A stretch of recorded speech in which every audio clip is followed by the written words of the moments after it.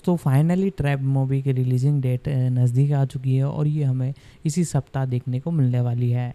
दोस्तों इसकी लेंथ की बात की जाए तो लेंथ 1 घंटा 45 मिनट है और ये एक थ्रिलर मिस्ट्री मूवी है। तो पूरी जानकारी मैं इस वीडियो के अंदर आपको बताऊंगा इसके प्री प्रोडक्शन रिलीजिंग कास्टिंग के बारे में। तो वीडियो को ज़रूर से लाइक कर दीजिएगा, चैनल को सब्सक्राइब कर बेल आइकन दबा कर इसे ऑल पर सेट कर दीजिएगा। अब इसके बारे में हम जानना चालू करते हैं। ट्रैप 2024 की एक अमेरिकी मनोवैज्ञानिक थ्रिलर फिल्म है जिसे एम. नाइट श्यामलन ने लिखा, निर्देशित और निर्मित किया है। फिल्म में जोश हार्टनेट, aerial Donohue, सलेका Shyamalan, Hayley mills और एलिसन पिल ने अभिनय किया है। इसकी कहानी एक सीरियल किलर के इर्द-गिर्द घूमती है जो अपनी बेटी के साथ एक कॉन्सर्ट में भाग लेने के दौरान पुलिस से बचता है। ट्रैप का प्रीमियर न्यूयॉर्क में 24 जुलाई 2024 को होगा और इसे 2 अगस्त को वार्नर ब्रदर्स पिक्चर्स द्वारा संयुक्त राज्य अमेरिका में रिलीज किया जाएगा। आधार: कूपर, एक सीरियल किलर जिसे द बुचर कहा जाता है, पॉप स्टार लेडी रेवेन के लिए एक संगीत कार्यक्रम में अपनी किशोर बेटी रिले के साथ शामिल होता है। एक घटना जिसे वह महसूस करता है कि उसे पकड़ने के लिए पुलिस द्वारा एक जाल बिछाया गया है। रालना: जोश हार्टनेट, कूपर, एरियल डोनोग्यू रिले के रूप में, लेडी रेवेन के रूप में Saleka Shyamalan, Hayley Mills, Alison Pill, Marnie McPhail, Vanessa Smythe, Kid Cudi. 3 उत्पादन: अक्टूबर 2022 में यूनिवर्सल पिक्चर्स ने एम. नाइट श्यामलन द्वारा लिखित और निर्देशित एक तत्कालीन बिना शीर्षक वाली फिल्म की घोषणा की जो 2024 में रिलीज होने वाली थी। 4 फरवरी 2023 में शीर्षक का खुलासा तब हुआ जब श्यामलन और उनकी production company Blinding Edge Pictures ने वार्नर ब्रदर्स पिक्चर्स के साथ एक फर्स्ट लुक डील में प्रवेश किया जिसने यूनिवर्सल से उनके प्रस्थान को चिह्नित किया, जिसने 2015 में द विजिट के साथ शुरू करते हुए उनकी लगातार 5 फिल्मों का वितरण किया। 5 उन्होंने मार्क बियनस्टॉक और अश्विन राजन के साथ निर्माण किया। 6 यह फिल्म श्यामलन की अपनी बेटी, गायिका-गीतकार सलेका के साथ संगीत कार्यक्रम और नाटकीय अनुभव के संयोजन के बारे में बातचीत से निकली। 7 यह आधार ऑपरेशन फ्लैगशिप से प्रेरित था। 8 श्यामलन ने फिल्म को टेलर स्विफ्ट कॉन्सर्ट में the silence of the lamps 1991 की पृष्ठभूमि के रूप में पेश किया, उनके एरास टूर के संदर्भ में, और कहा कि पटकथा उनके करियर में अब तक लिखी गई सबसे तेज पटकथा थी जो साढ़े 5 महीने में लिखी गई थी। 5 फिल्म की शूटिंग फर्स्ट ओंटारियो सेंटर में की गई थी। अपने अन्य प्रोजेक्ट्स की तरह श्यामलन और एक स्टोरीबोर्ड कलाकार ने फिल्म की स्टोरीबोर्डिंग की। श्यामलन ने मूल रूप से फिल्म को 4:03 पहलू अनुपात में फ्रेम करने का इरादा किया था, लेकिन छायाकार स्वयंभू मुगदीप्रोम के साथ चर्चा के बाद वे इस बात पर सहमत हुए कि इससे उनकी फिल्म शूट करने की क्षमता सीमित हो गई और क्लॉस्ट्रोफोबिया की भावना पैदा करने के लिए बहुत अधिक काम था। उन्होंने इसे 1:85 पहलू अनुपात में बदल दिया और फिल्म को फिर से स्टोरीबोर्ड किया गया। 10 मुख्य फोटोग्राफी अगस्त 2023 में ओहियो के सिंसिनाटी में शुरू होने वाली थी, जहां इसे वहां फिल्माने के लिए राज्य से $9 मिलियन से अधिक का टैक्स क्रेडिट प्राप्त होता। 11-12 उत्पादन टोरंटो, ओंटारियो, कनाडा में स्थानांतरित हो गया। 13-14-15 वर्किंग टाइटल गुड ग्रेड्स के तहत फिल्मांकन कथित तौर पर 16 अक्टूबर से 8 दिसंबर 2023 तक हुआ। 13-16 फिल्म का पॉप कॉन्सर्ट स्थल, जिसे तनाका एरिना के रूप में जाना जाता है, हैमिल्टन, ओंटारियो में फर्स्ट ओंटारियो सेंटर के अंदर फिल्माया गया था। एक 20,000 सीटों वाला अखाड़ा जिसे उत्पादन ने 2 से 3 महीने तक पहुंच प्राप्त की क्योंकि यह नवीकरण के दौर से गुजर रहा था। 17-18 कोरा कोजारिस मंच पर प्रस्तुत गीतों के लिए कोरियोग्राफर थीं। 19 और टोरंटो में रोजर्स सेंटर स्थल के बाहरी हिस्से के रूप में खड़ा था। 20 ट्रैप को 35 मिमी फिल्म स्टॉक पर शूट किया गया था, जो वित्तीय कारणों से श्यामलन के लिए दुर्लभ था। नतीजतन चालक दल को लॉस एंजिल्स में एक फिल्म प्रयोगशाला में डेलीज को संसाधित करने के लिए 3 दिन इंतजार करना पड़ा।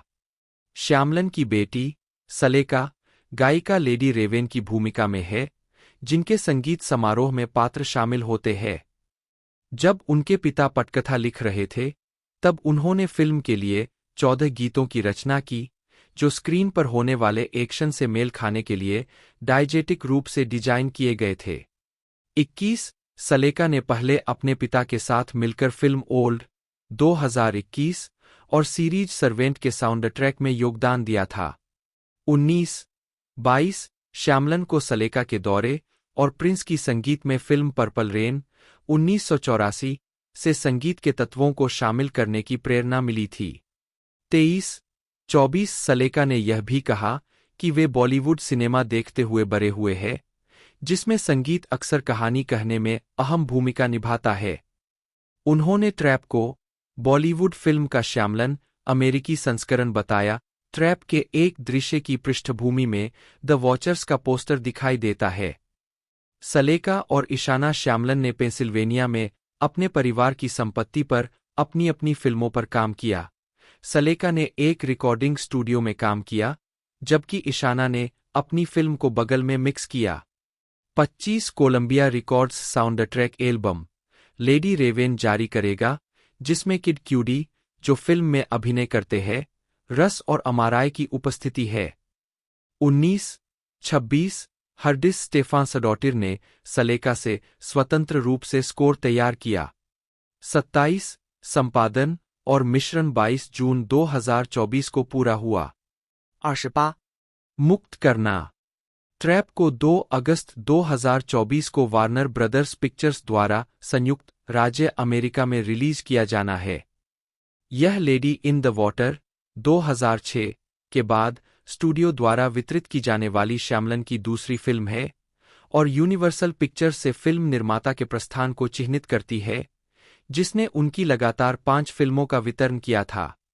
29 यूनिवर्सल ने शुरू में फिल्म की रिलीज 5 अप्रैल 2024 के लिए निर्धारित की थी।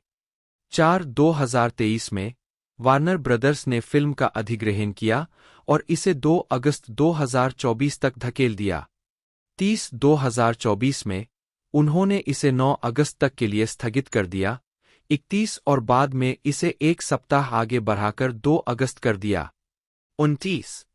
फिल्म का प्रीमियर 24 जुलाई 2024 को न्यूयॉर्क शहर में हुआ। मनोज ने लिया 2M नाइट श्यामलन बटा एम एलेन बटा एम 2 जन्म 6 अगस्त 1970 3 एक अमेरिकी 4 फिल्म निर्देशक, निर्माता और पटकथा लेखक है। उनकी फिल्मों में अक्सर अलौकिक कथानक और ट्विस्ट एंडिंग का इस्तेमाल होता है। उनकी फिल्मों की संचयी कमाई वैश्विक स्तर पर $3.3 बिलियन से अधिक है। 5 श्यामलन को कई पुरस्कार मिले हैं, जिनमें 2 अकादमी पुरस्कार, 2 बाफ्टा पुरस्कार और 1 गोल्डन ग्लोब के लिए नामांकन शामिल है। श्यामलन का जन्म माहे भारत में हुआ था और उनका पालन पोषण पेन वैली, पेंसिल्वेनिया में हुआ। उनकी शुरुआती फिल्मों में प्रेयरिंग विद एंगर 1992 और वाइड अवेक 1998 शामिल है। इससे पहले उनकी सफल फिल्म द सिक्स्थ सेंस 1999 थी, जिसने उन्हें सर्वश्रेष्ठ निर्देशक और सर्वश्रेष्ठ मूल पटकथा के लिए अकादमी पुरस्कार के लिए नामांकन दिलाया था।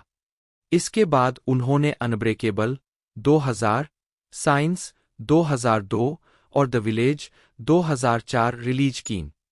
खराब प्रतिक्रिया वाली फिल्मों की एक श्रृंखला के बाद lady in the water 2006, the happening 2008, the last airbender 2010 और आफ्टर अर्थ 2013, उन्होंने the visit 2015, split 2016, glass 2019, old 2021।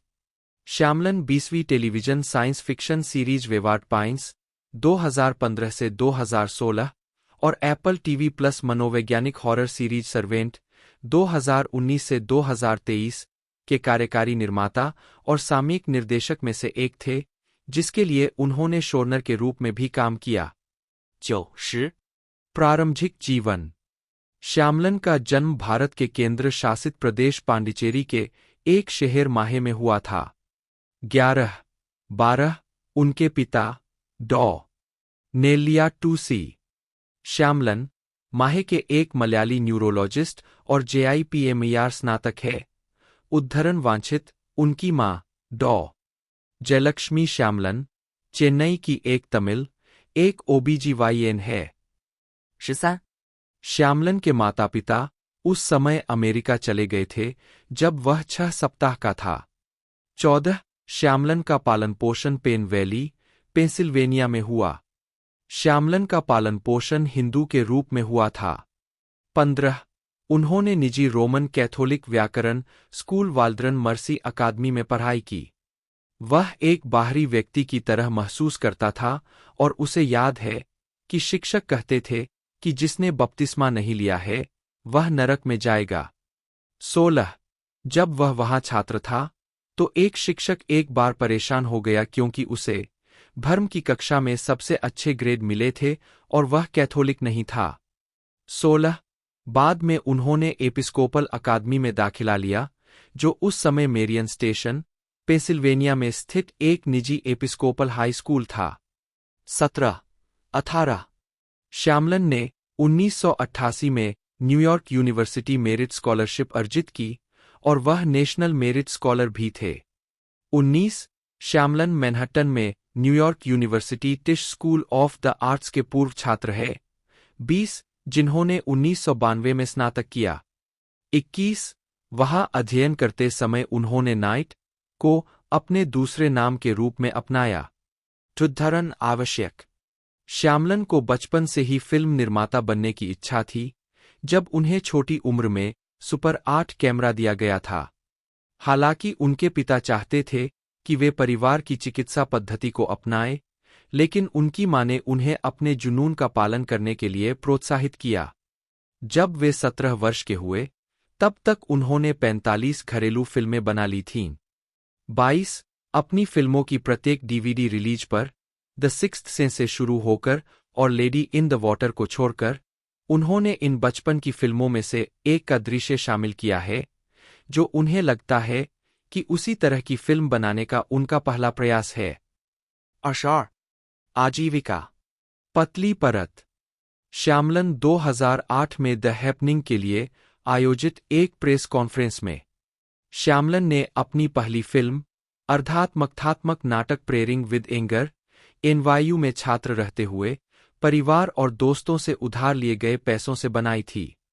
23 उन्होंने अपनी दूसरी फिल्म वाइड अवेक लिखी और निर्देशित की। उनके माता पिता फिल्म के सहयोगी निर्माता थे। नाटक एक 10 वर्षीय कैथोलिक स्कूली लड़के जोसेफ क्रॉस पर आधारित है जो अपने दादा रॉबर्ट लॉजिया की मृत्यु के बाद ईश्वर की खोज करता है। फिल्म के सहायक कलाकारों में लड़के के माता पिता के रूप में डाना डेलानी और डेनिस लेरी के साथ साथ रोजी ओडोनेल, जूलिया स्टाइल्स और कैमरिन मैनहेम शामिल थे। वाइड अवेक को एक स्कूल में फिल्माया गया था जहां श्यामलन ने एक बच्चे के रूप में भाग लिया था। 24 और सर्वश्रेष्ठ ड्रामा के लिए 1999 के यंग आर्टिस्ट अवार्ड के लिए और क्रॉस के लिए सर्वश्रेष्ठ प्रदर्शन के लिए नामांकन अर्जित किया। 25 उसी वर्ष श्यामलन ने ग्रेग ब्रूकर के साथ स्टुअर्ट लिटिल की पटकथा लिखी। 2013 में उन्होंने खुलासा किया कि वह 1999 की फिल्म शीज ऑल दैट के भूतपूर्व लेखक थे जो फ्रेडी प्रिंस जूनियर और राचेल लेह कुक अभिनीत एक किशोर कॉमेडी थी। 27-17 जून 2013 को जैक लेचनर, जिन्होंने 1990 के दशक के अंत में मीरामैक्स के विकास प्रमुख के रूप में काम किया, ने पुष्टि की कि श्यामलन और आर ली फ्लेमिंग जूनियर दोनों ने पटकथा में योगदान दिया।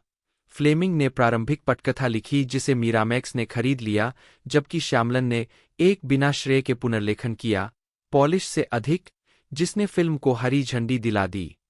लेचन ने दोहराया कि दोनों लेखकों की सामग्री को फिल्म के अंतिम कट में शामिल किया गया था।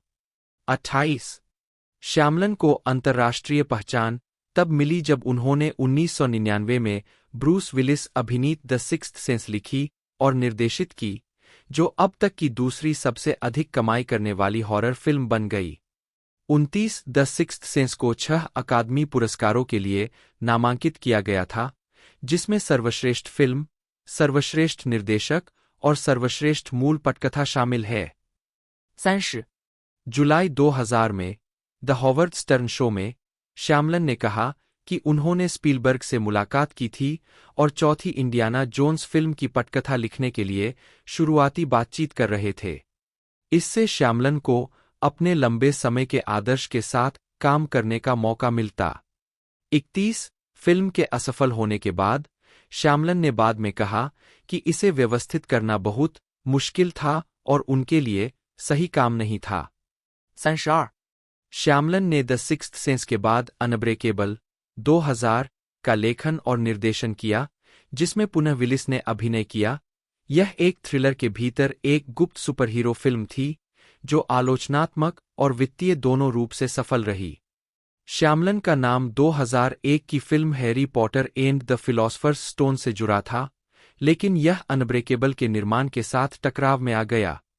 जुलाई 2006 में लेडी इन द वाटर के लिए प्रेस टूर करते समय श्यामलन ने व्यक्त किया कि वह हैरी पॉटर की आखिरी 2 फिल्मों में से एक का निर्देशन करने में रुचि रखते हैं, इसमें जो विषय शामिल है बच्चों का सशक्तिकरण, एक सकारात्मक दृष्टिकोण।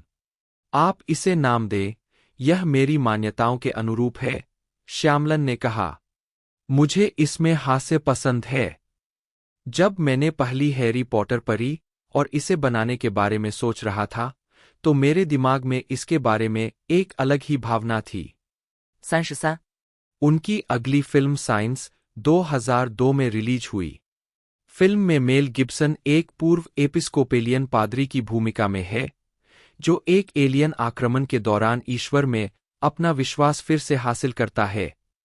यह समीक्षकों और वित्तीय रूप से सफल रही और $72 मिलियन के बजट से $408 मिलियन की कमाई की। श्यामलन ने अगली बार द विलेज 2004 का निर्देशन किया, जो जंगल में रहने वाले एक अलग-थलग समुदाय के बारे में है। हालांकि इसे मिश्रित समीक्षाएं मिली।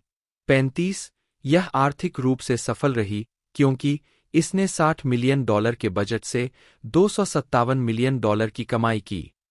36. एम. नाइट श्यामलन और Bryce Dallas Howard the village के स्पेनिश प्रीमियर में सैन सेबेस्टियन अंतर्राष्ट्रीय फिल्म महोत्सव 2006 में 2004 में द विलेज की रिलीज के बाद श्यामलन 20वीं सेंचुरी फॉक्स के साथ यान मार्टेल के उपन्यास लाइफ ऑफ पाई के फिल्म रूपांतरण की योजना बना रहे थे, लेकिन बाद में उन्होंने इससे हाथ पीछे खींच लिए ताकि वे लेडी इन द वाटर बना सकें। एक साक्षात्कार में उन्होंने उस परियोजना से बाहर होने के अपने कारणों के बारे में बताया। 37 मुझे वह किताब बहुत पसंद है। मेरा मतलब है, यह मूल रूप से मेरे ही शहर माहे, भारत में पैदा हुए एक बच्चे की कहानी है। यह लगभग पूर्वनिर्धारित लग रहा था, लेकिन मैं झिझक रहा था क्योंकि किताब का अंत एक तरह से ट्विस्ट वाला है, और मुझे चिंता थी कि जैसे ही आप इस पर मेरा नाम लिखेंगे, हर किसी का अनुभव अलग होगा। जबकि अगर कोई और ऐसा करता, तो मुझे लगता है कि यह ज्यादा संतोषजनक होता। अपेक्षाएं, आपको उनसे अवगत होना चाहिए। मैं उन सभी को शुभकामनाएं देता हूं। मुझे उम्मीद है कि वे एक खूबसूरत फिल्म बनाएंगे। 2006 में रिलीज हुई लेडी इन द वाटर, जो एक जल अप्सरा और एक अपार्टमेंट अधीक्षक के बारे में एक सोने से पहले की कहानी है, आलोचनात्मक और वित्तीय दोनों रूप से असफल रही। $70 मिलियन के बजट में बनी इस फिल्म ने दुनिया भर में केवल $72 मिलियन की कमाई की। अगली फिल्म थी द हैपनिंग, जो एक विज्ञान कथा थ्रिलर है, जो एक अकथनीय प्राकृतिक आपदा के बारे में है, जो सामूहिक आत्महत्याओं का कारण बनती है, जिसमें एक शिक्षक और उसकी पत्नी दूषित शहरों से भागकर ग्रामीण इलाकों में जाते हैं। यह आलोचनात्मक रूप से असफल रही, लेकिन आर्थिक रूप से सफल रही क्योंकि इसने $48 मिलियन के बजट से $163 मिलियन की कमाई की। 38. जुलाई 2008 में यह घोषणा की गई थी कि श्यामलन ने मीडिया राइट्स कैपिटल के साथ साझेदारी करके नाइट क्रॉनिकल्स नामक एक प्रोडक्शन कंपनी बनाई थी। श्यामलन 3 साल तक हर साल एक फिल्म का निर्माण करेंगे, लेकिन उसका निर्देशन नहीं करेंगे। 3 फिल्मों में से पहली फिल्म डेविल थी, जो भाई बहन जॉन और ड्रू डॉवडल द्वारा निर्देशित एक अलौकिक थ्रिलर थी। पटकथा ब्रायन नेल्सन द्वारा लिखी गई थी, जो श्यामलन के एक मूल विचार पर आधारित थी। 40 यह फिल्म शैतान के साथ एक लिफ्ट में फंसे लोगों के समूह के बारे में थी और इसमें क्रिस मेसिना ने अभिनय किया था। 41 फिल्म को रिलीज होने से पहले आलोचकों द्वारा पूर्वावलोकन नहीं किया गया था। 2010 में उन्होंने निकेलोडियन टीवी सीरीज अवतार द लास्ट एयरबेंडर के पहले सीजन पर आधारित द लास्ट एयरबेंडर का निर्देशन किया। यह समीक्षकों द्वारा असफल रहा। एशियाई और मूल अमेरिकी प्रेरित भूमिकाओं में श्वेत अभिनेताओं की कास्टिंग के कारण इसकी काफी आलोचना हुई। फिर भी यह एक वित्तीय सफलता थी, जिसने $150 मिलियन के बजट से $319 मिलियन की कमाई की। 2013 में श्यामलन ने गैरी व्हिटा की पटकथा पर आधारित और विल स्मिथ और उनके बेटे जेडन अभिनीत फिल्म आफ्टर अर्थ का निर्देशन किया। इसे आलोचकों द्वारा खराब प्रतिक्रिया मिली और यह आर्थिक रूप से असफल रही। श्यामलन ने बाद में 2013 में अपनी सोच को संदेह, आत्मनिरीक्षण और सवालों से भरा बताया। 42 श्यामलन ने जनवरी 2014 में घोषणा की कि वह ब्रूस विलिस के साथ लेबर ऑफ लव नामक फिल्म पर फिर से काम करेंगे। 43 मार्च 2022 तक और विलिस की सेवानिवृत्ति तक इस फिल्म का निर्माण होना बाकी था। श्यामलन की प्रतिष्ठा खराब थी और अधिकांश हॉलीवुड स्टूडियो ने उनकी स्ववित्तपोषित, कम बजट वाली हॉरर कॉमेडी द विजिट को पास कर दिया, जिसमें एक भाई और बहन को दिखाया गया था, जिन्हें एक सप्ताह की यात्रा के लिए अपने दादा दादी के दूरदराज के पेंसिल्वेनिया फार्म में भेजा जाता है। फिल्म को संशोधित करने के बाद 42, जिसे श्यामलन ने गुप्त रूप से शूट किया था, यूनिवर्सल ने द विजिट के अधिकार खरीदे। फिल्म ने $5 मिलियन के बजट पर दुनिया भर में $98 मिलियन की कमाई की। 44 यह साल की 5वीं सबसे ज्यादा कमाई करने वाली थ्रिलर फिल्म थी। 46 यूनिवर्सल ने 11 सितंबर 2015 को फिल्म रिलीज की। 46 2017 में श्यामलन ने फिल्म स्प्लिट रिलीज की। यह समीक्षकों और आर्थिक रूप से सफल रही और $9 मिलियन के बजट से $279 मिलियन की कमाई की। 47 2019 में उन्होंने ग्लास को अपनी 19 साल की त्रयी में अंतिम किस्त के रूप में रिलीज किया, जिसमें पिछली फिल्में अनब्रेकेबल और स्प्लिट शामिल थीं। फिल्म ने दुनिया भर में $247 मिलियन से अधिक की कमाई की। 48 47 एम नाइट श्यामलन की फिल्म ओल्ड एक रहस्यमय समुद्र तट पर तेजी से बूढ़े होने वाले पर्यटकों के बारे में एक थ्रिलर, डोमिनिकन गणराज्य 49 में शूट की गई और 23 जुलाई 2021 को रिलीज हुई। फिल्म में Gael Garcia Bernal, Eliza Scanlen, Thomasin McKenzie, Aaron Pierre, Alex Wolff, Abbey Lee, Nikki Amuka Bird, Ken Leung, Vicky Krieps, Rufus Sewell, Embeth Davidtz, Alexa Swinton, Nolan River और Emun Elliot शामिल है। 50, 51, 52, 53 film को आलोचकों से मिश्रित समीक्षा मिली। अक्टूबर 2021 में श्यामलन ने घोषणा की कि उनकी अगली film knock at the cabin 3 फरवरी 2023 को सिनेमाघरों में रिलीज होगी। 54 नॉक एट द केबिन का प्रीमियर न्यूयॉर्क सिटी के रोज हॉल में 30 जनवरी 2023 को हुआ। 55 फिल्म को आलोचकों से आमतौर पर सकारात्मक समीक्षा मिली और इसने दुनिया भर में $54 मिलियन से अधिक की कमाई की। 56 फरवरी 2023 में यह पता चला कि श्यामलन की अगली फिल्म, जिसका शीर्षक ट्रैप है, 2 अगस्त 2024 को वार्नर ब्रदर्स पिक्चर्स द्वारा वितरित सिनेमाघरों में रिलीज होगी। 57 टेलीविजन श्यामलन 2021 में सर्वेंट को बढ़ावा देने के लिए रेडिट AMA कर रहे हैं। Shyamalan Apple TV series servant के कार्यकारी निर्माता है। श्यामलन ने पायलट सहित कई एपिसोड का निर्देशन किया है। सर्वेंट को सीजन 1 प्रीमियर से पहले दूसरी सीरीज के लिए नवीनीकृत किया गया था। 58 सर्वेंट के दूसरे सीजन की शूटिंग 2020 में कोविड प्रोटोकॉल के तहत पूरी हुई। 59 श्यामलन ने Fox science fiction series Wayward Pines 2015 से 2016 के निर्माण में भी महत्वपूर्ण भूमिका निभाई, जिसके लिए उन्होंने पायलट एपिसोड का कार्यकारी निर्माण और निर्देशन किया। यह सीरीज उस गर्मियों का सबसे ज्यादा देखा जाने वाला शो बन गया। 60 2016 में TNT ने पहली बार घोषणा की कि Shyamalan tales from the crypt के लिए रीबूट श्रृंखला के लिए जिम्मेदार होंगे।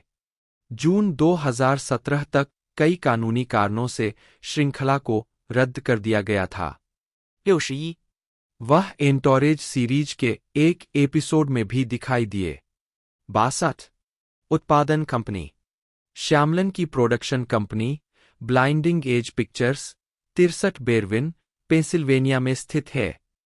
64 ब्लाइंडिंग एज ने servant, Wayward Pines, devil, the happening, lady in the water, the village, signs, unbreakable, the last airbender, after earth, the visit, split, glass and old का निर्माण किया है।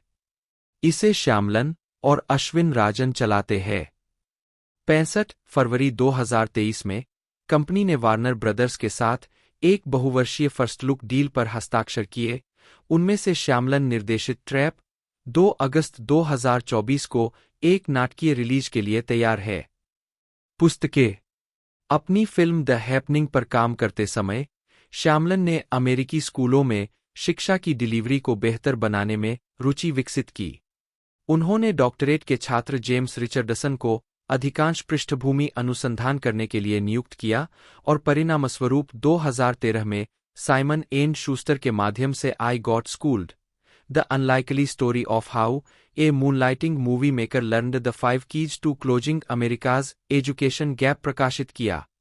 67 NPR के जॉन विलोल ने पुस्तक की समीक्षा करते हुए कहा कि आई गॉट स्कूल्ड एक शानदार ढंग से लिखी गई, शोध से प्रेरित पुस्तक है जो शिक्षा के प्रति अमेरिका के दृष्टिकोण को बदलने के लिए है। श्यामलन स्मार्ट और ईमानदार है और उनके अभिनव विचार शैक्षिक प्रतिष्ठान द्वारा अनबाउंड है। 68 व्यक्तिगत जीवन श्यामलन ने न्यूयॉर्क विश्वविद्यालय में मिले एक सहपाठी भावना वासवानी से शादी की। 69 दंपति की 3 बेटियां हैं, जिनमें निर्देशक ईशाना और संगीतकार सलेका शामिल है। 70 71 उनके चचेरे भाई अभिनेता रितेश राजन है। 72 श्यामलन और उनका परिवार फिलाडेल्फिया के पास रेवेनवुड में रहता है, जो 125 एकड़ 51 हेक्टेयर की संपत्ति है, जो 27,000 वर्ग फुट 2,500 मीटर 1937 के जॉर्जियाई रिवाइवल हाउस के आसपास बनी है।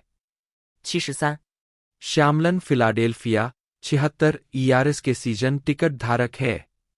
74 2023 में श्यामलन ने पेंसिल्वेनिया के चेस्टर काउंटी के विलिस्टाउन टाउनशिप में रॉकफेलर परिवार से 218 एकड़ 88 हेक्टेयर की संपत्ति खरीदी, जिसमें $24 मिलियन में 5 ऐतिहासिक घर और 2 खलिहान है। 75 फिल्मोग्राफी मुख्य लेख एम नाइट श्यामलन फिल्मोग्राफी निर्देशित विशेषताएं वर्ष शीर्षक वितरक 1992 क्रोध के साथ प्रार्थना करना सिनेविस्टास लिमिटेड 1998 पूरी तरह सचेत मीरामैक्स फिल्म्स 1999 छठी इंद्रिय बुएना विस्टा चित्र 2000 अनब्रेकेबल 2002 लक्षण 2004 गांव 2006 पानी में महिला वार्नर ब्रदर्स पिक्चर्स 2008 लोकप्रिय 20वीं सेंचुरी फॉक्स 2010 आखिरी एयरबेंडर श्रेष्ठ तस्वीर 2013 आफ्टर अर्थ सोनी पिक्चर्स रिलीज 2015 मुलाकात यूनिवर्सल पिक्चर्स 2016 विभाजित करना 2019 कांच 2021布兰娜 2023 केबिन पर दस्तक ，2024在 Warner Brothers Pictures。 आलोचनात्मक विश्लेषण और बॉक्स ऑफिस प्रदर्शन। रोलिंग स्टोन ने लिखा कि द सिक्स्थ सेंस ने श्यामलन को एक ऐसे व्यक्ति की प्रतिष्ठा दी जो ट्विस्ट के साथ डरावनी फिल्में बनाता है। 42/2008 में श्यामलन ने कहा कि यह एक आम गलत धारणा है कि मेरी सभी फिल्मों में ट्विस्ट एंडिंग होती है या वे सभी डरावनी होती है। मेरी सभी फिल्में आध्यात्मिक है और सभी में एक भावनात्मक परिप्रेक्ष्य है। 76 फिर भी उन्होंने सालों तक प्लॉट ट्विस्ट से परहेज किया, जब तक कि 2015 में द विजिट के साथ उनका फिर से उपयोग नहीं किया गया। रोलिंग स्टोन ने 2018 में लिखा, 42 अपनी उम्र के 20वें दशक में श्यामलन कहते हैं, मुझे नहीं लगता कि आप मुझसे कह सकते थे कि अपने पूरे जीवन में थ्रिलर बनाना कोई बुरी बात नहीं है। पहले तो यह एक तरह की भावना थी, अरे मैं कुछ भी बना सकता हूं। लेकिन यह पाखंड है, क्योंकि जब मैं अपनी लाइब्रेरी में अगाथा क्रिस्टी का उपन्यास उठाता हूं तो मेरे मन में एक मजबूत उम्मीद होती है, इसलिए मैं इसे समझता हूं। जब मैं अपने पूरे जीवन में थ्रिलर बनाने के विचार से खुश हो गया तो सब कुछ सही हो गया। द विलेज की रिलीज के बाद स्लेट के माइकल एगर ने टिप्पणी की कि श्यामलन नाजुक, सीलबंद फिल्में बनाने के एक असहज पैटर्न का पालन कर रहे थे जो बाहरी तर्क के संपर्क में आने पर टूट जाती थीं। 77 श्यामलन को 2006 में लेडी इन द वॉटर, 2008 में द हैपनिंग, 2010 में द लास्ट एयरबेंडर और 2013 में आफ्टर अर्थ के लिए कई गोल्डन रास्पबेरी अवार्ड के लिए नामांकित किया गया है और कुछ मामलों में जीता भी है।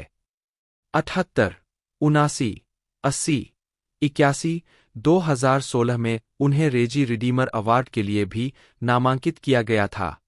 82 the village, lady in the water और स्प्लिट को काहियर्स डू सिनेमा की वार्षिक शीर्ष 10 सूचियों में शामिल किया गया है।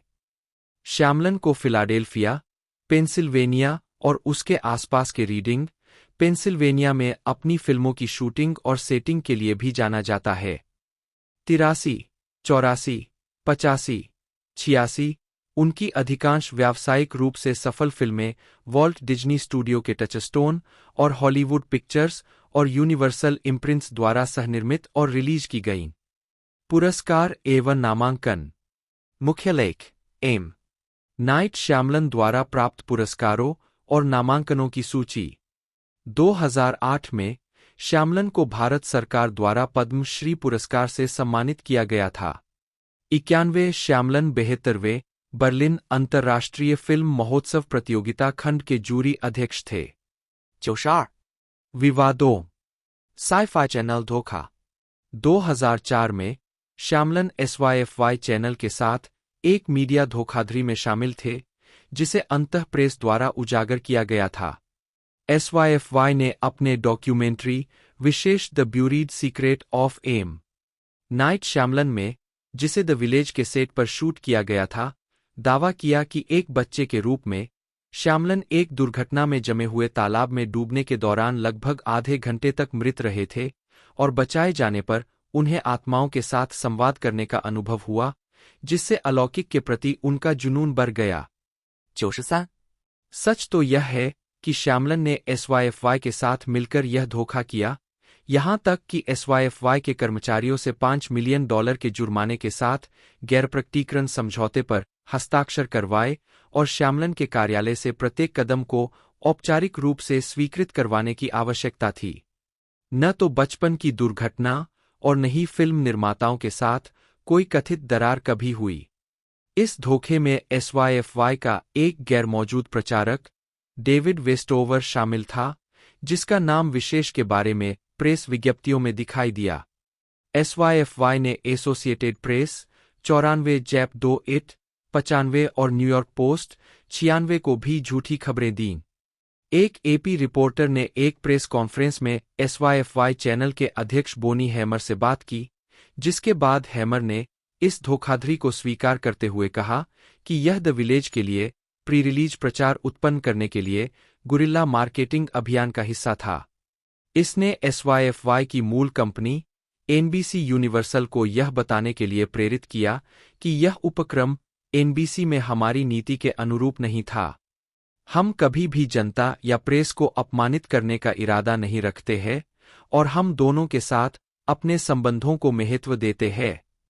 97 साहित्यिक चोरी के आरोप।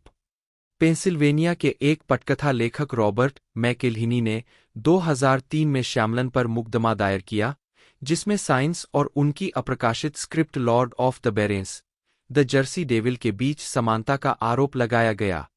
98 99 2004 में मार्गरेट पीटरसन हेडिक्स ने दावा किया कि द विलेज में उनके युवा वयस्क उपन्यास रनिंग आउट ऑफ टाइम से कई समानताएं हैं, जिसके कारण प्रकाशक साइमन एंड शूस्टर के साथ मुकदमा दायर करने के बारे में चर्चा हुई। 98 99 100 दोनों आरोपों के जवाब में डिज्नी और श्यामलन की प्रोडक्शन कंपनी ब्लाइंडिंग एज ने बयान जारी कर दावों को निराधार बताया। 100 ऑर्सन स्कॉट कार्ड ने दावा किया है कि द सिक्स्थ सेंस के कई तत्व उनके उपन्यास लॉस्ट बॉयज से चुराए गए थे, हालांकि उन्होंने कहा है कि इसमें काफी बदलाव किया गया था, इसलिए मुकदमा करने का कोई मतलब नहीं था। 101 पॉप संस्कृति और नस्लवाद। द हैपनिंग की रिलीज के बाद द गार्जियन के किम न्यूमैन ने सवाल किया, क्या यह एक तरह का नस्लवाद हो सकता है कि भारतीय मूल के फिलाडेल्फिया में पलेबरे लेखक को उनके स्पष्ट चरित्र या मजेदार नाम के लिए क्वेंटिन टारनटिनो या स्पाइक ली से ज्यादा आलोचना का सामना करना पड़ रहा है। 102 ब्रिटिश फिल्म इंस्टीट्यूट BFI ने भी श्यामलन के करियर पर नस्लवाद के प्रभाव पर चर्चा की, जिसमें उनके अंतिम नाम के बार बार गलत उच्चारण की ओर इशारा किया गया। 103 2017 तक वाइस ने कहा कि श्यामलामडिंगरोंग उनके नाम का सहमत मजाक बन गया था। 104 BFI ने पूछा कि क्या आलोचनात्मक हमले श्यामलन की ओर से अहंकारी बयानों का परिणाम है। वे सवाल करते हैं कि क्या द सिक्स्थ सेंस की उल्लेखनीय सफलता के साथ साथ उनके आत्मविश्वास के मजबूत बयानों ने उनकी प्रतिष्ठा में गिरावट ला दी, जिसका जल्द ही एहसास हो गया जब बहुत सफल फिल्मों the sixth sense, unbreakable, science और द विलेज की एक श्रृंखला आलोचनात्मक विफलताओं lady in the water, the happening, the last Airbender और आफ्टर अर्थ की एक श्रृंखला के साथ ढह गई। 103 2019 में द वाशिंगटन पोस्ट के टिम ग्रीविंग ने कहा कि उनके आत्मविश्वास को कुछ लोगों द्वारा अहंकार के रूप में व्याख्यायित किया गया था, खासकर जब उन्होंने लेडी इन द वॉटर में खुद को एक शानदार लेखक के रूप में पेश किया, जिसकी पुस्तक को दुनिया को बचाने वाली भविष्यवाणी की गई है। ग्रीविंग ने आगे कहा, हॉवर्ड, जिन्होंने आलोचकों के बीच अपनी बारी के बावजूद आगे बढ़ने के लिए उन पर गर्व व्यक्त किया, ने उल्लेख किया कि इस तरह के युवा फिल्म निर्माता के लिए मूल सामग्री लिखना, निर्देशित करना और निर्माण करना कितना दुर्लभ था। उन्होंने आश्चर्य व्यक्त किया कि क्या इससे उनकी पीठ पर एक बड़ा निशाना लगा, क्योंकि हठधर्मिता के लिए उनकी प्रतिष्ठा उद्योग के भीतर कायम रही और आलोचकों द्वारा मजबूत हुई। जोशुआ डैनियल हार्टनेट, जन्म 21 जुलाई 1978, एक अमेरिकी अभिनेता है। उन्होंने ABC के क्रैकर 1997 से 1998 में माइकल फिट्जगेराल्ड की भूमिका निभाकर अपने करियर की शुरुआत की, जिसके बाद वे Halloween H20 years later, the faculty, दोनों 1998, the virgin suicides 1999, Pearl Harbor, Black Hawk down, सभी 2001 और 40 डेज एंड 40 नाइट्स 2002 जैसी फिल्मों में अभिनय करके एक किशोर आदर्श 2 के रूप में जाने गए। हार्टनेट ने 2000 के दशक में लगातार काम करना जारी रखा।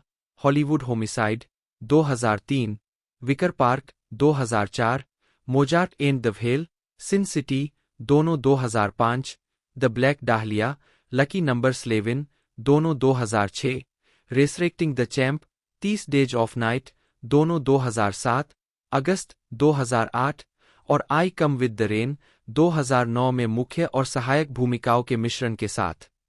इसके बाद की क्रेडिट में Bunraku 2010, oh Lucy 2017, target number 1 2020, wrath of man 2021, operation fortune, ruse de guerre और ओपेनहाइमर दोनों 2023 शामिल है।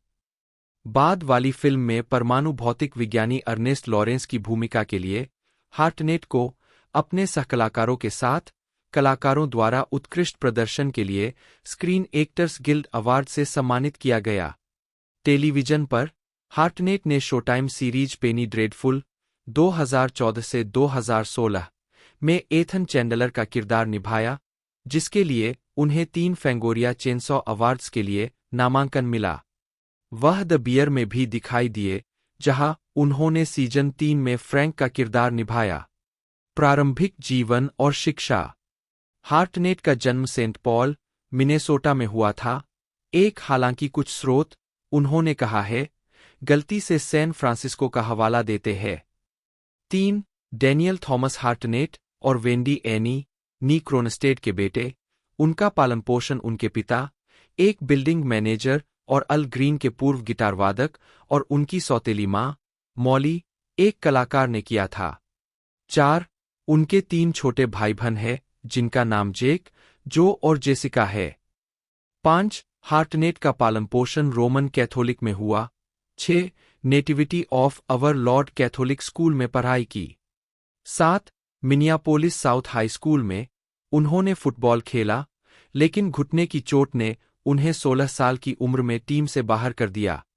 मूल रूप से एक चित्रकार बनने में रुचि रखने वाले, उन्होंने एक वीडियो किराए की दुकान में काम करते हुए एक फिल्म अभिनेता बनने का फैसला किया, जहां वे ट्रेनस्पॉटिंग, 12 मंकीज और द यूजुअल सस्पेक्ट्स जैसी फिल्मों से परिचित हुए।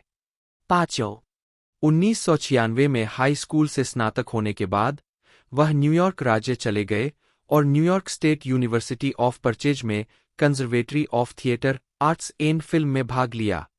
डीन को एक पत्र लिखने के बाद उन्हें निष्कासित कर दिया गया था, जिसमें कहा गया था कि कॉलेज की मूल्यांकन प्रणाली छात्रों की रचनात्मकता को दबा देती है। 19 साल की उम्र में हार्नेट अपने मैनेजर नैन्सी क्रेमर की सिफारिश पर लॉस एंजल्स चले गए, जिन्होंने पहले उन्हें टेलीविजन विज्ञापनों को बुक करने में मदद की थी। 11आजीविका। लॉस एंजल्स पहुंचने के कुछ समय बाद ही उन्हें एक अप्रत्याशित मौका मिला। एबीसी पर short lived drama series cracker में एक भूमिका मिली। उनकी पहली feature film Halloween H20 years letter थी, जिसमें उन्होंने चरित्र लॉरी स्ट्रोड के बेटे की भूमिका निभाई थी। 5 अगस्त 1998 को रिलीज हुई इस फिल्म ने बॉक्स ऑफिस पर अच्छा प्रदर्शन किया। इसके बाद हार्टनेट ने एक सफल फिल्मी करियर विकसित किया, जो प्रमुख फिल्मों the faculty, black Hawk down, lucky number 11 और पर्ल हार्बर में दिखाई दिया। इस अवधि के दौरान उन्हें एक किशोर आदर्श और एक संभावित मेगास्टार के रूप में विपणन किया गया था। इस सार्वजनिक छवि के साथ उनकी बेचैनी ने अंततः उच्च प्रोफाइल फिल्मों में भूमिकाएं करने से उनका मोहभंग कर दिया। 8 उन्हें मूल रूप से ड्यूसेस वाइल्ड में टीनो की भूमिका निभाने के लिए निर्धारित किया गया था, लेकिन पर्ल हार्बर में अभिनय करने के लिए उन्होंने इसे छोड़ दिया।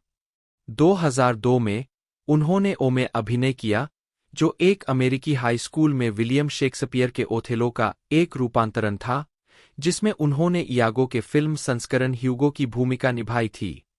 2000 के दशक की शुरुआत में ब्रेट रैटनर द्वारा मूल रूप से निर्देशित एक परियोजना के लिए क्लार्क केंट बटा सुपरमैन की भूमिका निभाने के लिए हार्टनेट से कई बार संपर्क किया गया था। 2014 में उन्हें गॉथिक हॉरर सीरीज पेनी ड्रेडफुल में एथन चैंडलर के हिस्से में लिया गया था। 22 जिसे डबलिन और आयरलैंड के आसपास के स्थानों में शूट किया गया था। 23 बाद में हार्टनेट के चरित्र का पता लॉरेंस टैलबोट बटा वोल्फमैन के रूप में चला, जिसने अपने परिवार से दूरी बनाने के लिए अपना नाम बदल लिया था। 2017 में उन्होंने अत्सुको हिरयानागी की समीक्षकों द्वारा प्रशंसित स्वतंत्र फिल्म ओह लूसी 2017 में अभिनय किया, जिसका प्रीमियर कान फिल्म समारोह में हुआ। उसी वर्ष उन्होंने उत्तरजीविता film 6 below miracle on the mountain में अभिनय और निर्माण किया, जिसे नकारात्मक समीक्षा मिली। इसके बाद उन्होंने छोटी फिल्मों में अभिनय करना जारी रखा, जिन्हें नकारात्मक रूप से प्राप्त किया गया। 2020 में उन्होंने क्राइम ड्रामा टारगेट नंबर 1 में कनाडाई पत्रकार विक्टर मलारेक का किरदार निभाया। इसके बाद हार्टनेट ने गाय रिची की 2021 की revenge drama film Wraith of man में सहायक भूमिका निभाई, इससे पहले कि रिची ने उन्हें अपनी 2023 की फिल्म ऑपरेशन फॉर्च्यून रूसे डी गुएरे में कास्ट किया। 24 जनवरी 2022 में हार्टनेट को क्रिस्टोफर नोलन की फिल्म ओपेनहाइमर में अर्नेस्ट लॉरेंस के रूप में लिया गया। 25 जुलाई 2022 में वह ब्लैक मिरर के छठे सीजन में शामिल हुए। 26-27 2024 में उन्होंने एम. नाइट श्यामलन की थ्रिलर फिल्म ट्रैप में काम किया, जिसमें सलेका श्यामलन, जन्म 1 अगस्त 1996, जिन्हें सलेका के नाम से जाना जाता है, एक अमेरिकी R&B गायक, गीतकार और अभिनेत्री है। ER प्रारंभिक जीवन। सलेका फिल्म निर्माता एम. नाइट श्यामलन की सबसे बड़ी बेटी है।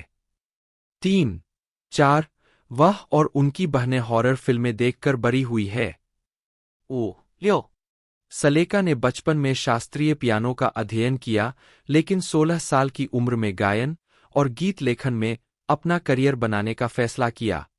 1 उन्होंने ब्राउन विश्वविद्यालय में साहित्य कला और संगीत का अध्ययन किया। 7 आजीविका। सलेका ने बॉयज टू मेन, बेबी रोज और समर वॉकर जैसे कलाकारों के लिए काम किया है। 7 सितंबर 2020 में अपना पहला सिंगल क्लैरिटी रिलीज करने पर रिफाइनरी 29 ने सलेका को देखने के लिए एक नया कलाकार कहा। 8 सलेका अक्सर अपनी छोटी बहन ईशाना के साथ सहयोग करती है, जिन्होंने उनके अधिकांश संगीत वीडियो का निर्देशन किया है। 9-10 उनका पहला एल्बम सीन्स 2022 के अंत में रिलीज किया गया था। 11-12 सलेका ने सीन्स का अधिकांश भाग मिल्कबॉय स्टूडियो, फिलाडेल्फिया में रिकॉर्ड किया। 13 2021 में सलेका ने सर्वेंट के दूसरे सीजन के लिए द स्काई क्राइज रिलीज किया। सिंगल के लिए संगीत वीडियो का निर्देशन उनके पिता एम. नाइट श्यामलन ने किया था। 14 उन्होंने सीरीज के तीसरे सीजन के लिए 3 और गाने रिलीज किए। 4 गानों को एक ईपी में संकलित किया गया, जिसे 25 मार्च 2022 को रिलीज किया गया। शो के कैनन के भीतर सलेका के गानों को कभी न देखे गए इन शो परफॉर्मर विवियन डेल के गाने कहा जाता है, जिनकी दुखद मृत्यु हो गई है। 15-16 जून 2022 में गिवोन ने अगस्त और सितंबर 2022 में अपने नॉर्थ अमेरिकन गिव या टेक टूर के लिए 4 सहायक कृतियों में से एक के रूप में सलेका की घोषणा की। 17 सलेका ने अपने पिता की फिल्म ट्रैप 2024 से अभिनय की शुरुआत की, जिसके लिए उन्होंने 14 गाने भी लिखे। हेले कैथरीन रोज विवियन मिल्स, जन्म 18 अप्रैल 1946, एक ब्रिटिश अभिनेत्री है। सर जॉन मिल्स और मैरी हेले बेल की बेटी और अभिनेत्री जूलियट मिल्स की छोटी बहन।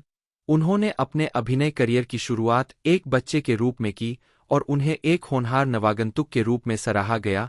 British crime drama film Tiger Bay 1959 में उनके प्रदर्शन के लिए उन्हें सबसे होनहार नवागंतुक के लिए बाफ्टा पुरस्कार, डिज्नी की पोलिना 1960 के लिए अकादमी जुवेनाइल पुरस्कार और 1961 में new star of the year अभिनेत्री के लिए गोल्डन ग्लोब पुरस्कार मिला। अपने शुरुआती करियर के दौरान वह वॉल्ट डिज्नी की 6 फिल्मों में नजर आईं, जिसमें डिज्नी की फिल्म द पेरेंट ट्रैप 1961 में जुर्वा सुजैन और शेरोन की दोहरी भूमिकाएं शामिल है।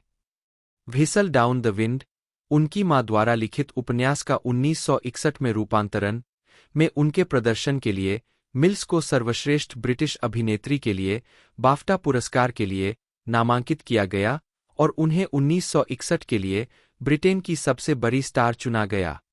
2 एक लेखक के अनुसार वह लगभग 1 दशक तक एक फिल्म स्टार थीं।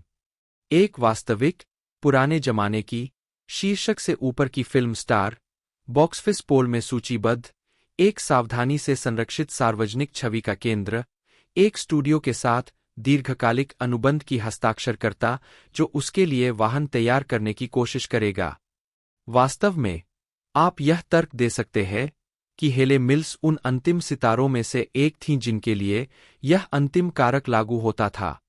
1960 के दशक के उत्तरार्ध में मिल्स ने नाट्य नाटकों में प्रदर्शन करना शुरू किया और 1969 में पीटर पैन के वेस्ट एंड पुनरुद्धार में अपनी पहली प्रस्तुति दी।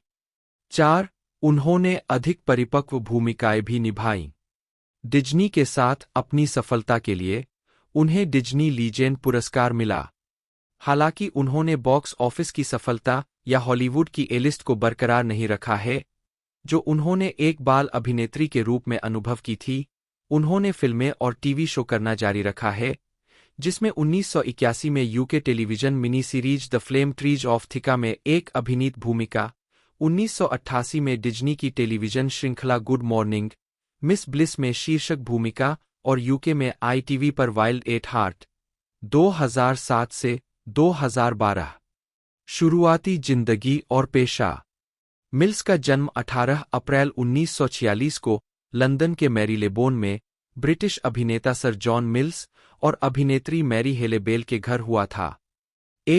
वह 12 साल की थी जब उसे जेली थॉम्पसन ने कास्ट किया, जो शुरू में टाइगर बे में मुख्य भूमिका निभाने के लिए एक लड़के की तलाश कर रहे थे, जिसमें उसके पिता सहकलाकार थे। यह फिल्म ब्रिटेन में बॉक्स ऑफिस पर लोकप्रिय रही। डिज्नी। वॉल्ट डिज्नी के निर्माताओं में से एक बिल एंडरसन ने टाइगर बे को देखा और सुझाव दिया कि मिल्स को पोलिना 1960 में मुख्य भूमिका दी जाए। 6 अनाथ खुश लड़की की भूमिका, जो अपनी चाची के साथ रहती है, ने उन्हें संयुक्त राज्य अमेरिका में स्टारडम की ओर अग्रसर किया और उन्हें जुवेनाइल ऑस्कर का एक विशेष अकादमी पुरस्कार दिलाया, जो कि प्रशंसा जीतने वाला अंतिम व्यक्ति था। क्योंकि वह ट्रॉफी प्राप्त करने के लिए मौजूद नहीं हो सकी, एनेट फनीसेलो ने उसकी ओर से इसे स्वीकार कर लिया। बाद में डिज्नी ने मिल्स को जुड़वा शेरोन और सुजैन के रूप में कास्ट किया, जो द पेरेंट ट्रैप 1961 में अपने तलाकशुदा माता-पिता से मिलते हैं।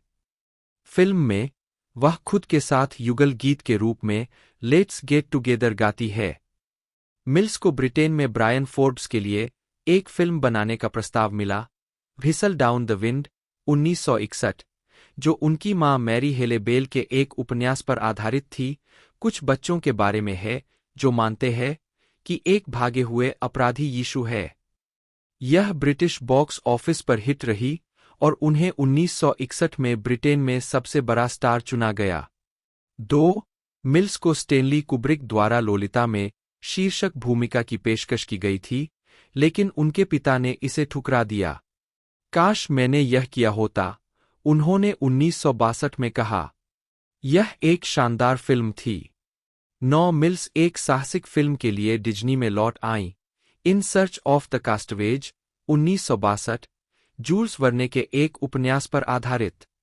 1963 में डिज्नी ने डोडी स्मिथ के उपन्यास आई कैप्चर द कैसल के एक रूपांतरण को फिल्माने की योजना की घोषणा की, जिसमें मिल्स कैसंद्रा की भूमिका में थीं। 11. जब उपन्यासकार और चयनित पटकथा लेखक सैली बेंसन के बीच बनती नहीं थी, तो डिज्नी ने इस परियोजना को छोड़ दिया, जबकि पुस्तक के फिल्म अधिकार अभी भी उनके पास थे।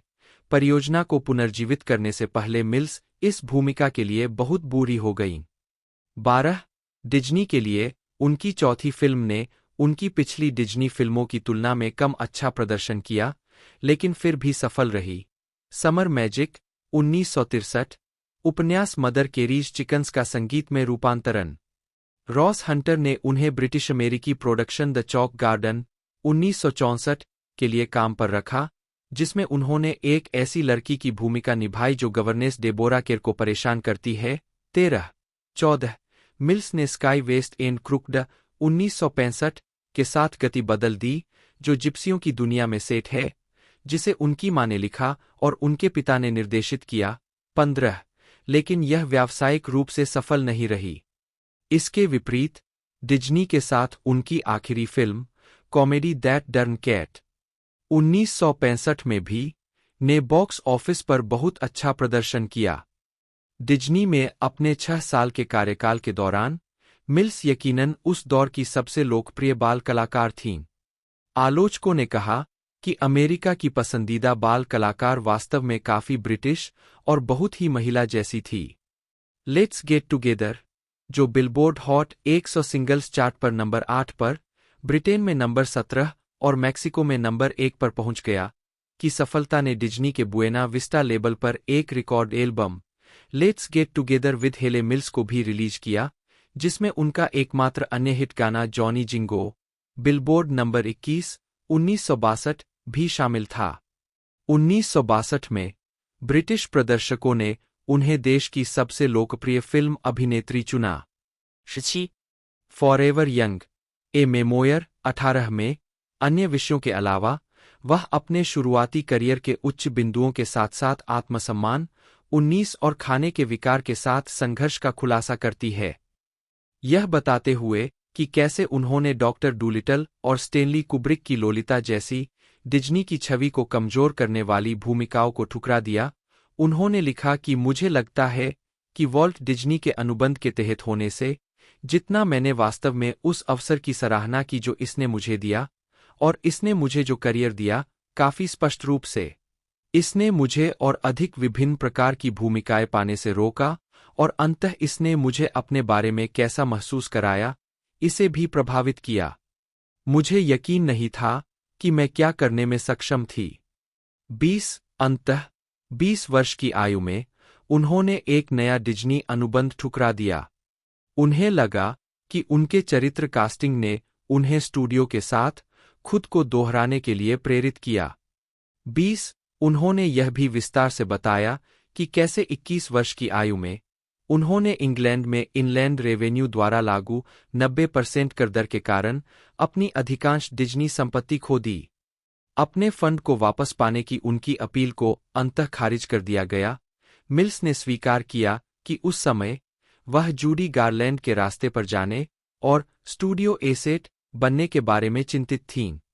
20 डिज्नी के बाद का फिल्मी करियर। यूनिवर्सल के लिए मिल्स ने अपने पिता के साथ एक और फिल्म बनाई, द ट्रूथ अबाउट स्प्रिंग 1965, जिसमें डिज्नी के नियमित जेम्स मैकार्थर उनके प्रेमी की भूमिका में सहकलाकार थे। यह मामूली रूप से लोकप्रिय थी। हालांकि द ट्रबल विद एंजल्स 1966 एक बड़ी हिट थी। उन्होंने एक शरारती कैथोलिक बोर्डिंग स्कूल की लड़की की भूमिका निभाई, जिसके पास बहुत शानदार योजनाएं थीं, स्क्रीन दिग्गज रोजलिंड रसेल के साथ और एक अन्य हॉलीवुड दिग्गज इरा ल्यूपिनो द्वारा निर्देशित। फिर उन्होंने द डेड्रीमर 1966 के लिए लिटिल मरमेड की आवाज दी। Roy Boulting, the truth about spring के तुरंत बाद मिल्स अपने पिता और हेवेल बेनेट के साथ निर्देशक रॉय बॉल्टिंग की समीक्षकों द्वारा प्रशंसित फिल्म द फैमिली वे 1966 में दिखाई दी, जो एक ऐसे जोड़े के बारे में कॉमेडी थी जिन्हें अपनी शादी को पूरा करने में कठिनाई हो रही थी, जिसमें पॉल मैकार्टनी का स्कोर और बीटल्स निर्माता जॉर्ज मार्टिन की व्यवस्था थी। उसने बॉल्टिंग के साथ एक रोमांटिक रिश्ता शुरू किया और आखिरकार 1971 में उन्होंने शादी कर ली। 21 इसके बाद उन्होंने सिंगापुर में प्रसिद्ध भारतीय फिल्म अभिनेता शशि कपूर के साथ प्रिटी पोली 1967 में मुख्य भूमिका निभाई। मिल्स ने बॉल्टिंग के लिए एक और फिल्म बनाई 1968 में विवादास्पद हॉरर थ्रिलर ट्विस्टेड नर्व, जिसमें उनके फैमिली वे सहकलाकार हेवेल बेनेट भी थे। उन्होंने ओलिवर रीड के साथ एक comedy Take a Girl Like You 1970 बनाई और 1970 में द वाइल्ड डक में वेस्ट एंड की शुरुआत की। 22 उन्होंने बॉल्टिंग के लिए फिर से मिस्टर फॉर्बश एंड द पेंगुइन्स 1971 में काम किया, जिसमें मूल महिला प्रधान भूमिका की जगह ली। 23 1972 में मिल्स ने फिर से ब्रिट एकलैंड, पेर ऑस्करसन और जॉर्ज सैंडर्स के साथ एंडलेस नाइट में हेवेल बेनेट के साथ अभिनय किया। यह अगाथा क्रिस्टी के उपन्यास एंडलेस नाइट पर आधारित है। उन्होंने सिडनी हेयर्स के लिए 2 फिल्में बनाई, what changed Charlie for thing 1974 और डेडली स्ट्रेंजर्स 1975।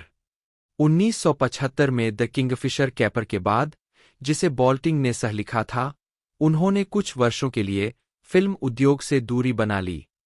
24, टेलीविजन का पुनरुत्थान और स्वागत 1981 में मिल्स ने UK television mini series the flame trees of Thika में एक प्रमुख भूमिका के साथ अभिनय में वापसी की, जो पूर्वी अफ्रीका में अपने बचपन के बारे में एल्स्पेथ हक्सले के संस्मरण पर आधारित थी।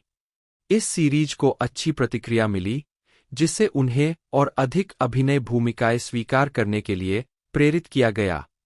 इसके बाद वह अमेरिका लौट आई और 1985 में द लव बोट में 2 बार और 1986 में मर्डर, शी व्रोट के एक एपिसोड में दिखाई दीं। डिज्नी में हमेशा स्वागत योग्य, मिल्स ने the wonderful world of Disney का एक एपिसोड सुनाया, जिससे उनके डिज्नी के काम में नई दिलचस्पी पैदा हुई। 1985 में उन्हें मूल रूप से डिज्नी की animated feature film the black cauldron में राजकुमारी एलोनवी की आवाज देने के लिए माना गया था, लेकिन बाद में उन्हें अनुभवी ब्रिटिश आवाज अभिनेत्री सुसान शेरिडन द्वारा बदल दिया गया।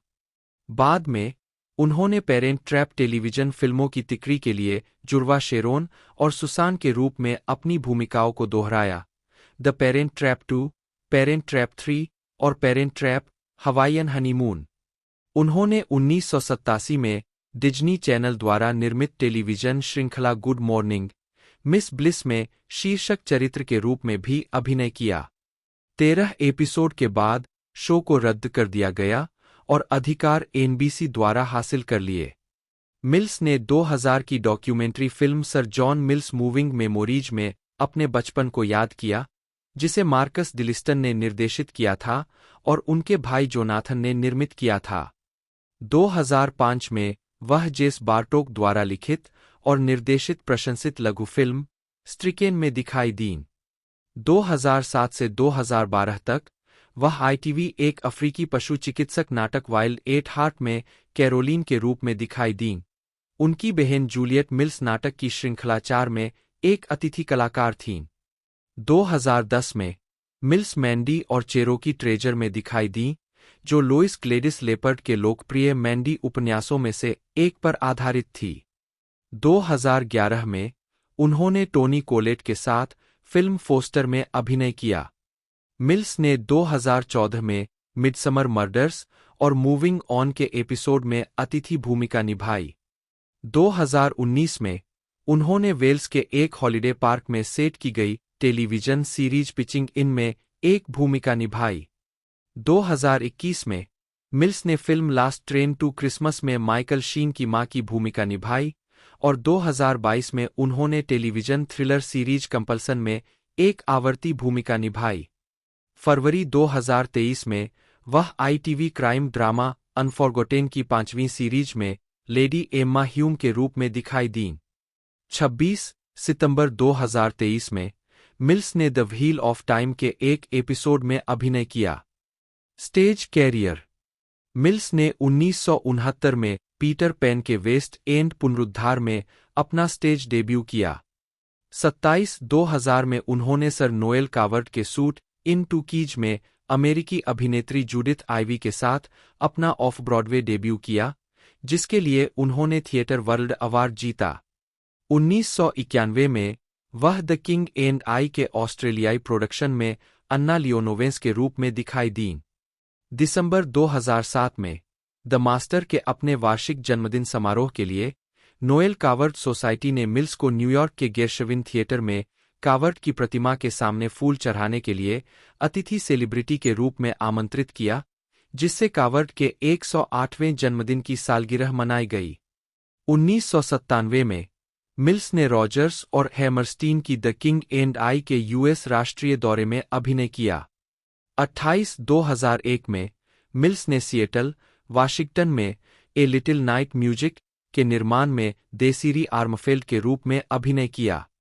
यह शहर के ए कंटेम्पररी थिएटर और फिफ्थ एवेन्यू थिएटर के साथ सहनिर्माण था। 29/30/2012 में उन्होंने यूके के राष्ट्रीय दौरे पर जाने से पहले रॉयल एंड डर्नगेट थिएटर में लेडीज इन लेवेंडर के स्टेज प्रोडक्शन में उर्सुला विडिंगटन के रूप में अभिनय किया। 2015 में उन्होंने जेम्स किर्कवुड की कॉमेडी लीजेंड्स में बहन जूलियट मिल्स और जूलियट के पति मैक्सवेल कॉफील्ड के साथ ऑस्ट्रेलिया का दौरा किया। व्यक्तिगत जीवन। मिल्स और फिरदौस बामजी द्वारा 1997 में 1966 में द फैमिली वे फिल्म की शूटिंग के दौरान 20 वर्षीय मिल्स की मुलाकात 53 वर्षीय निर्देशक रॉय बॉल्टिंग से हुई। 1971 में दोनों ने शादी कर ली और लंदन के चेल्सी और बकिंघमशायर के इबस्टोन में कोबस्टोन विंडमिल में एक फ्लैट के मालिक थे, जिसे बाद में बेच दिया गया। 32 उनके बेटे क्रिस्पियन मिल्स राग रॉक बैंड कुला शकर के प्रमुख गायक और गिटारवादक है। 1977 में दोनों का तलाक हो गया। 33、मिल्स का दूसरा बेटा जेसन लॉसन था, जिसका जन्म जुलाई 1976 में हुआ। 34 अभिनेता लेह लॉसन के साथ रिश्ते के दौरान। 35 36 1980 के दशक की शुरुआत में वह और लॉसन अलग हो गए। 37、1980 के दशक में लॉसन के साथ ब्रेकअप के बाद मिल्स ने कई पूर्वी धर्मों में रुचि विकसित की। 37 उन्होंने 1984 में प्रकाशित the Hare Krishna book of vegetarian cooking नामक पुस्तक की प्रस्तावना लिखी।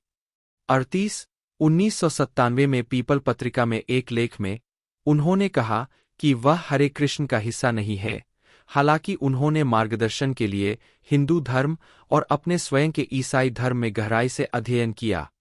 37、1988 में मिल्स ने तत्कालीन साथी मार्कस मैक्लेन, जन न्यूबी, अभिनेता मैक्सवेल कॉलफील्ड के भाई, हेले की बहन जूलियट के पति के साथ मिलकर माई गॉड नामक पुस्तक का संपादन किया, जिसमें मशहूर हस्तियों के संक्षिप्त पत्र शामिल थे, जिनमें उन्होंने ईश्वर और परलोक के बारे में अपने विश्वासों या उनके अभाव के बारे में बताया था।